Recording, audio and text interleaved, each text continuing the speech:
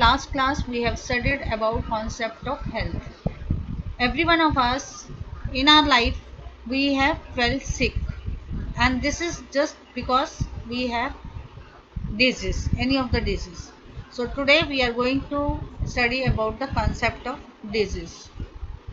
The term disease literally means without ease, uneasiness, when we feel uneasy, when something is wrong with bodily function.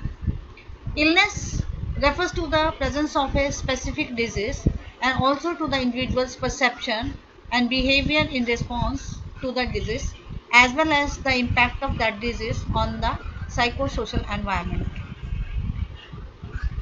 For definition of disease, according to Webster, disease is a condition in which body health is impaired, a departure from state of health, an alternation of human body function, and interrupting the performance of vital functions. According to Oxford English Dictionary, disease is a condition of body or some part of body or organ of body in which its functions are disturbed. Ecological point of view, disease is defined as a maladjustment of the human organism to the environment. The simplest definition in this disease is just the opposite of health, any deviation from normal functioning or state of complete physical or mental well-being. We can distinguish between the disease, illness, and sickness. Disease is a physiological and psychological dysfunction, whereas the illness is subjective state of the person who feels aware of not being well. And sickness is a state of social dysfunction, a role that the individual assumes when ill and he is not able to fulfill the social role. Come to the natural history of the disease. Natural history of a disease refers to the progress of a disease process in an individual over time in the absence of intervention. The process begins with the exposure to or accumulation of factors capable of causing disease. Without medical intervention, the process ends with recovery or disability or death. There are four stages of natural history of disease. Number one is the susceptibility, precedes exposures to the cause of agent. Then subclinical or preclinical disease, the stage of disease that follows exposure to the agent but is there before symptoms are apparent. In this, the signs and symptoms of the disease are not there, but still the patient is infected. This period is also known as incubation period. Clinical disease, the stage of disease associated with signs and symptoms. In this case, the clear-cut signs and symptoms are present, and we are able to diagnose the patient. The recovery, disability, or death, the stage at which disease resolution occurs. Here again, with the diagram, we are showing that there is exposure, the host is there, and the disease which results into recovery, disability, and death. The natural history of disease, here we are showing with the preclinical phase and the clinical phase. There is it's associated with the A, P, S, M, D, and T, where A stands for biological onset of the disease, P stands for pathological evidence of disease if sought, S stands for signs and symptoms of the disease, M stands for medical care sought, D stands for diagnosis, and T stands for treatment. Once there is a preclinical phase, the disease onset will be there, and the pathological changes will be there, and signs and symptoms will appear. Once the signs and symptoms appears, the person seeks for the medical care, and where it is being diagnosed and treatment for that disease is being given. Now come to the spectrum of disease. It is the spectrum of disease refers to the range of manifestation and severities of the illness associated with a given disease, illness, or the injury. For example, in HIV infection has broad clinical spectrum from inapparent to severe. It takes years and years to find out that there is infection was there, and it forms into the severe form. So even it may cause the death. Here also we have shown the spectrum of disease, the stage of susceptibility, then exposure is there, then pathological changes occur in the, this is up to the stage of subclinical disease. Then there will be onset of the symptoms, the usually time for the diagnosis there when there is a clinical sign and symptoms, and stage of, this is the stage of clinical disease, and stage of recovery, disability, or death. There's one phenomenon that is called as iceberg of disease. The iceberg phenomenon describes a situation in which a large percentage of the problem is subclinical. It means undiagnosed, it may be unreported, and it is hidden from the view. Thus, only the tip of the iceberg is apparent to the epidemiologist. Like in the water, glass of water, if you see the ice is there, so only a top layer of the ice you can see, and other ice is hidden one. So here also in this, it means the undiscovered diseases are hidden, which is below the sea level. It is undiagnosed, and the so many cases, larger part of the diseases there in the population. So by screening and early detection often allows for better disease control. So we can control the disease when the screening and the early detection of the disease is there. There are different theories of the disease causation are there. These are the supernatural theory, Hippocrates theory, germ theory, epidemiological triad, multifactorial causation theory, web of causation, and the Davis epidemiological model. Come to the supernatural theory. This is the earliest attempt to attribute a cause to illness occurred during the religious era. The disease was thought to be caused by the divine power as punishment or sins, bad deed, or considered as fate or evil spirit. So this was the cause of the. It was thought that the cause of the disease is because of their evil spirit or their sins. The second is the Hippocrates theory. Hippocrates was there from 460 to 477 BC. It is referred to as the first epidemiologist. Hippocrates believed that disease not only affecting individuals but was a mass phenomenon. It's not only one individual is affected; it is other most of the people are there affecting. It was believed that the disease was associated with lifestyle and environmental factors. Next theory is the germ theory. With the discovery of the microscope and the microorganisms by Louis Pasteur and Robert Koch, they said in 1843 to 1910, the bacteriological was the turning point in disease causation. The germ theory was evolved, and according to this theory, there is a one single specific microorganism to for the every disease. The causative agent interact with the man, and it is cause the disease. So it is also known as cause and effect theory, where it is like the, for example, diphtheria is due to the corner Bacillarium diphtheria. Next is theory of epidemiological triad. According to this theory, everyone exposed to disease agent did not contract the disease. This means it is not only the causative agent that is responsible for disease, but there are another factors also related to man and environment which contribute to disease. Like here we have shown this is a triad. Here we have shown the agent, host, and environment. And if the balance between the agent, host, and environment, if it is maintained, disease will not occur. But if the balance of these three are being disturbed, it will cause into result into disease causation. Here we have shown the host, agent, and environment, as well as there is another factor is being added, that is vector. Now, what are these agents? What are the agent factor? What is the meaning of this? This agent is defined as a substance, living or non-living, or a force, tangible or intangible, the excessive presence or relative lack of which may initiate or perpetuate a disease process. Now, these agent may be biological agent, physical agent, chemical agent, mechanical agent. So, one by one, we can go through it. The biological agents, these are living agents like virus, bacteria, protozoa, fungus, etc. These are found to be in reservoir of infection like the man, animal, insect, or the soil. The physical agents may be like the exposure to excessive heat, cold, humidity, pressure, radiation, electricity, sounds, etc. Chemical agent, it may be endogenous or exogenous. Endogenous means some of the chemical agent produced in the body due to malfunction of body organs like urea, it may cause uremia, and ketones, it may cause the ketosis.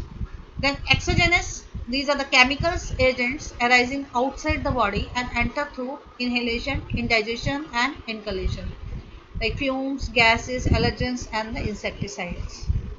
Mechanical agents, exposure to chronic friction and other mechanical forces may result in crushing, tearing, sprains, dislocations, and even death. Nutritional agents, this can be proteins, fats, carbohydrates, vitamins, minerals, and water. Any excess or deficiency of these nutrients may lead to nutritional disorders. Social agents, these are poverty, unhealthy lifestyles, smoking, alcoholism, drug abuse, social isolation, and maternal deprivation, etc. Like these are the social factors also, they are responsible for to cause the disease. Others may be like the hormones, lack of part of structure, any chromosomal factors, or any immunological factors may cause the disease.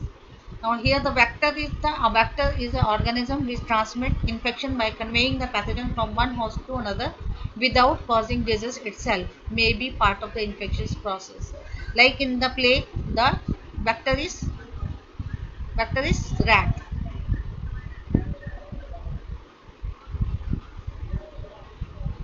Host factors is the age. There are another host factors are also there because their behavior, their age, it may be biological factors, etc. So we will go to the what are the host factors. Like the certain age, first of all comes with the age. Certain diseases are more frequent in certain age groups than in others. Like measles is in childhood, cancer is in the middle age, and the atherosclerosis is in the old age.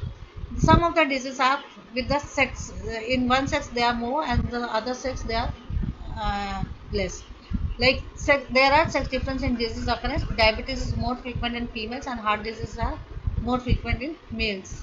The biological factors, this include genetic factors, blood chemistry, blood group, physiological functioning of body system and immune system, etc. Then hereditary harmful gene in the composition may give rise to disease, hemophilia, color blindness, congenital defects, cleft palate, hair clip, spina bifida, and due to the genetic factors, essential hypertension, diabetes, mental disease are also thought to be due to the genetic predisposition. The psychosocial and the economical factors like the characters like they include personality traits, education, social class, and status, mental status, and the emotional makeup of the and health knowledge regarding the uh, disease. Nutrition. Poor nutrition is frequently associated with nutritional deficiency diseases like kwashiorkor, marasmus, anemia, etc. There are also diseases associated with overeating such as obesity and diabetes. Occupation. The occupation of the host may be predisposed him to certain occupational diseases like lead poisoning, silicosis, accidents, etc. Continue with the host factors, that is the lifestyle. This includes daily living and cultural practices, including customs and traditions, health habits, health seeking behavior, nutritional practices, sexual practices, lack of physical exercises, indulging in alcohol and certain drugs. Certain customs are prejudicial to health. Smoking is related to oral and lung cancer. Open air defecation by causing soil pollution favors the spread of intestinal parasites. The past history of exposure can range from infectious disease to smoke in the environment, exposure to various occupational hazards. Now come to the environmental factor. What is environment? Environment is the aggregate of all the external conditions and influence affecting the life and development of an organism. Environment is divided into three components. That is physical environment. Physical environment includes all those things which are non-living, chemical agent and physical factors. These are air, water, soil, environmental sanitation, housing, radiation, gravity, atmospheric pressures, noise, electronic and electrical machines, radio broadcasting, television, radars, etc. Much of the ill health in India is due to poor environmental conditions, unsafe water, contaminated soil, poor housing, lack of disposal facilities for the human excreta and solid waste. For this, we will study in details for each and every factor. We will study in detail later on. Second is the biological environment. The biological environment includes living things comprising of animal kingdom, plants, and microorganisms. Some of these are infectious agents, reservoirs of infection, intermediate host, and vectors that transmit the disease. Psychosocial environment. It includes overall social, economic, and political organizations that affects healthcare and its delivery system, health legislation, socio-culture customs, traditions, values, beliefs, and attitudes, education, standard of living, loss of loved ones, loss of job, accidental disabilities, menopause, harmful health attitude, behavior, and practices. Come to the another theory of causation, that is a multifactorial causation theory. The theory helps to understand the various associated causative factors, prioritizing and plan preventive and planned measures to control the disease. This theory indicates that not only single factor is responsible for the disease, but the multiple factors are responsible to cause the disease. The germ theory of the disease or the single cause of disease is always not true. The germ theory of disease was overshadowed by the multifactorial cause theory in 19th century. As a result of advancement in public health, communicable disease began to decline and what are the replaced by the new type of disease, so-called modern disease of civilization. That is maybe the diabetes, hypertension, chronic heart disease, congestive heart failure, etc. The examples are lung cancer, congestive heart disease, mental illness, etc. The disease could not be explained on the basis of germ theory of disease and cannot be controlled or prevented on that basis. The realization began that multiple factors are responsible for disease causation where there is no clear single agent. The purpose of knowing multiple factors of disease is to quantify and arrange them in priority sequence for modification to prevent particular disease. The next is the web of causation. Web of causation theory is given by the McMahon and Pearl. According to him, disease never depends upon single isolated cause, rather it develops from a chain of causation in which each link itself is a result of complex interaction of preceding event. This chain of causation, which may be the fraction of the whole complex, is known as web of causation. So there is a web which are causes web of causes where it is going to reduce the disease. The model is ideally suited in the study of chronic disease where the disease is often not known but is the outcome of the interaction of multiple factors. So one disease agent is not known, it is not caused by one agent, and interaction of the multiple factors is going to cause the disease. The basic tenet of epidemiology are the study the clusters and causes of combination of efforts and how they relate to each other. The web of causation does not imply that the disease cannot be controlled unless all the multiple causes or chain of causation or at least a number of them are appropriately controlled. Sometimes the removal of one link may be sufficient to control the disease. Like here we can say see that the age or the education of the person or income, it is going to lead with the for the physical activities, the fat intake, overweight, alcohol consumption and smoking. It like physical activity, it is if it is a lack of physical activity, it is going to increase the cholesterol. Fat intake, it is going to increase the cholesterol. Overweight, it is going to increase the have the cholesterol. Alcohol is going to increase the blood pressure, and smoking again it is going to create the ischemic heart disease. And these all factors, they are going to increase the have the type 2 diabetes, cholesterol increase and the blood pressure, which is all together in the from the period of time, over the period of time, it is going to have a ischemic heart disease. The other factors you can see that in these slides you can see that plenty of food intake will cause the obesity, and obesity will cause the hyperlipidemia, and then it going to cause the coronary atherosclerosis, which in turns it is going to have a like the change in lifestyle, maybe there then lack of physical exercise, it again going to cause the obesity, and obesity going to cause the hypertension, etc. Then smoking, stress, emotional stress is all going to have a hypertension. Aging also it's going to have a hypertension, and this all together, when the obesity, hypertension, it is going to have a like the smoking I have to have a coronary occlusion, and it is all going to cause the myocardial ischemia is the disease.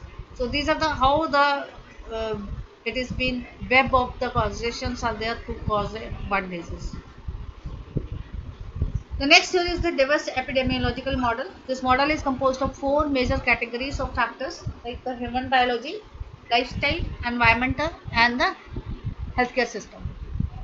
Human biology, it includes genetic inheritance, complex physiological system, factors related to maturation and aging. The lifestyle is again it's a factors include the daily living activities, custom, traditions, health habits, etc. The environment factors include, as we have already studied, about physical, biological, social, and spiritual components. The healthcare system is factors include the availability of health services, accessibility, the adequacy and use of healthcare services at all levels. So here this is the diagram. We can show the diverse epidemiological model which are there. That is human biology, lifestyle and environment, and healthcare and allied services which are available. I hope that you have understood the topic, that what is disease, what are the causative factors, etc. Thank you.